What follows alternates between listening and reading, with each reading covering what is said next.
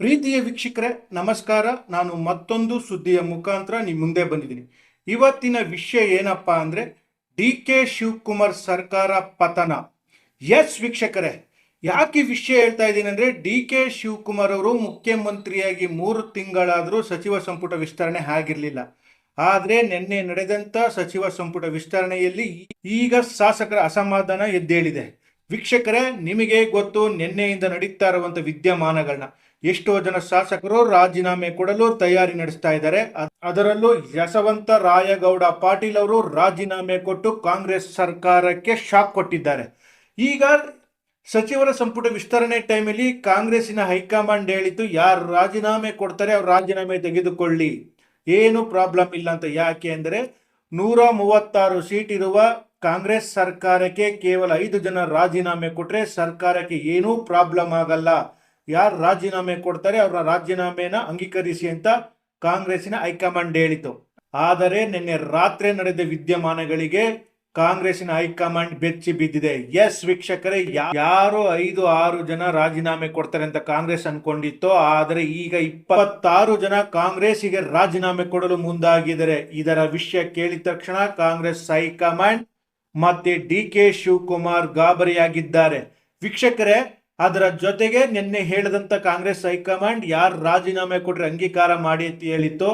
ಆದ್ರೆ ಈಗ ಅದೇ ಹೈಕಮಾಂಡ್ ಕಾಂಗ್ರೆಸ್ಸಿನ ಕೆಪಿಸಿಸಿ ಅಧ್ಯಕ್ಷ ಬಿ.ಕೆ. ಹರಿಪ್ರಸಾದ್ ಮತ್ತು ವೇಣುಗೋಪಾಲ್ ಅವ್ರನ್ನ ಸಮಾಧಾನ ಮಾಡಲು ಕಳಿಸ್ತಾ ಇದೆ.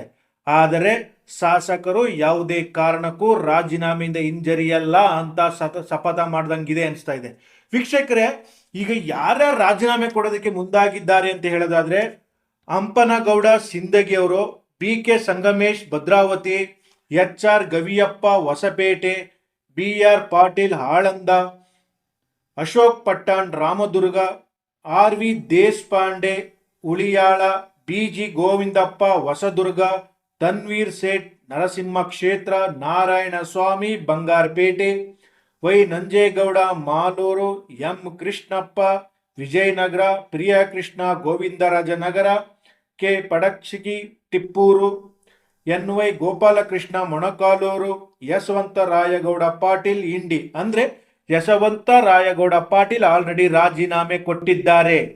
ಅಪ್ಪಾಜಿ ಗೌಡ ಮುದ್ದೆಬಿಹಾಳ. ವೀಕ್ಷಕರೇ, ಇವರ ಜೊತೆಗೆ ಶಿವಮೊಗ್ಗದ ಕೆಲವು ಶಾಸಕರು ರಾಜೀನಾಮೆ ಕೊಡಲು ಮುಂದಾಗಿದ್ದಾರೆ. ಇನ್ನ ಕೋಲಾರದಲ್ಲಿ 3 ಶಾಸಕರು ಇವತ್ತು ಮಧ್ಯಾಹ್ನ ಚರ್ಚೆ ಮಾಡಿ ರಾಜೀನಾಮೆ ಸಲ್ಲಿಸೋದಕ್ಕೆ ಪ್ರಯತ್ನ ಪಡ್ತಾ ಇದ್ದಾರೆ. ಇದರೆಲ್ಲ ಕಂಡ ಡಿ.ಕೆ. ಶಿವಕುಮಾರ್ ಸಮಾಧಾನ ಮಾಡಲು ಬಿ.ಕೆ. ಹರಿಪ್ರಸಾದ್ ಅವ್ರನ್ನ ಕಳಿಸ್ತಾ ಇದ್ರೆ, ಹೈಕಮಾಂಡ್ ವೇಣುಗೋಪಾಲ್ ಅವ್ರನ್ನ ಕಳಿಸ್ತಾ ಇದ್ರೆ. ಆದ್ರೆ ಯಾವುದೇ ಕಾರಣಕ್ಕೂ ನಾವು ರಾಜೀನಾಮೆ ಕೊಡೋದನ್ನು ನಿಲ್ಲಿಸಲ್ಲ ಅಂತ ಕೆಲವು ಶಾಸಕರು ಪಟ್ಟು ಹಿಡಿದಿರೋದು ಈಗ ಕಾಂಗ್ರೆಸ್ಸಿಗೆ ನುಂಗಲಾಗದ ಬಿಸಿ ತುಪ್ಪವಾಗಿ ಪರಿಗಣಿಸಿದೆ. ವೀಕ್ಷಕರೇ, ಈಗ ಡಿ.ಕೆ. ಶಿವಕುಮಾರ್ ಪ್ರಯತ್ನ ಏನಪ್ಪಾ ಅಂದ್ರೆ, ಈಗ ಸಚಿವ ಸಂಪುಟದ ವಿಸ್ತರಣೆ ಆಯಿತು. ಈಗ ಅಸಮಾಧಾನ ಪಟ್ಟಿರುವಂತ ಕೆಲವು ಶಾಸಕರನ್ನ ಏನಾದ್ರೂ ಮಾಡಿ ಸಮಾಧಾನ ಮಾಡಬೇಕು ಅಂತ ಹೊರಟಿದ್ದಾರೆ. ಆದರೆ ಡಿ.ಕೆ. ಶಿವಕುಮಾರ್ ಮಾತಿಗೂ ಮತ್ತೆ ಹೈಕಮಾಂಡ್ ಮಾತಿಗೂ ಕೆಲವು ಶಾಸಕರು ಯಾವುದೇ ಕಾರಣಕ್ಕೂ ನಾವು ಬಗ್ಗೋದಿಲ್ಲ ಅಂತ ಹೇಳ್ತಾ ಇದ್ದಾರೆ. ವೀಕ್ಷಕರೇ, ಇಷ್ಟೆಲ್ಲ ಆಗೋದಕ್ಕೆ ಕಾರಣ ಏನಪ್ಪಾ ಅಂದ್ರೆ, ಈಗ ಇರುವ ವಿಷಯ ಏನು ಅಂದ್ರೆ ನೋಡಿ, ಈಗ ಶಿವಲಿಂಗೇಗೌಡರು ಜೆಡಿಎಸ್ ಇಂದ ಈಗ ಕಾಂಗ್ರೆಸ್ಸಿಗೆ ಬಂದು ಗೆದ್ರು. ಅವರಿಗೆ ಸಚಿವ ಸ್ಥಾನ ಸಿಕ್ಕಿದೆ. ಪ್ರಿಯಾಂಕಾ ಖರ್ಗೆ ಅವರು 2ನೇ ಸಲ ಶಾಸಕರಾದ್ರು, ಅದು 2 ಸಲಿನೂ ಸಹ ಸಿಕ್ಕಿದೆ. ಅದಾದ ಮೇಲೆ ಬಾಲಕೃಷ್ಣ ಅವರು ಈಗ ಜೆಡಿಎಸ್ ಇಂದ ಕಾಂಗ್ರೆಸ್ಸಿಗೆ ಬಂದಂತವರು, ಅವರಿಗೆ ಜೊತೆಗೆ ಮಂಡ್ಯದಿಂದ ಚೆಲುವರಾಯಸ್ವಾಮಿ ಅವರಿಗೆ ಮೊದಲು ಸಹ ಸಚಿವ ಸ್ಥಾನ ಕೊಟ್ಟಿದ್ರು, ಈಗೂ ಸಹ ಸಚಿವ ಸ್ಥಾನ ಕೊಟ್ಟಿದ್ದಾರೆ. ಮಂಡ್ಯ ಜಿಲ್ಲೆಯಲ್ಲಿ 2 ಸಚಿವ ಸ್ಥಾನ ಕೊಟ್ಟಿದ್ದಾರೆ.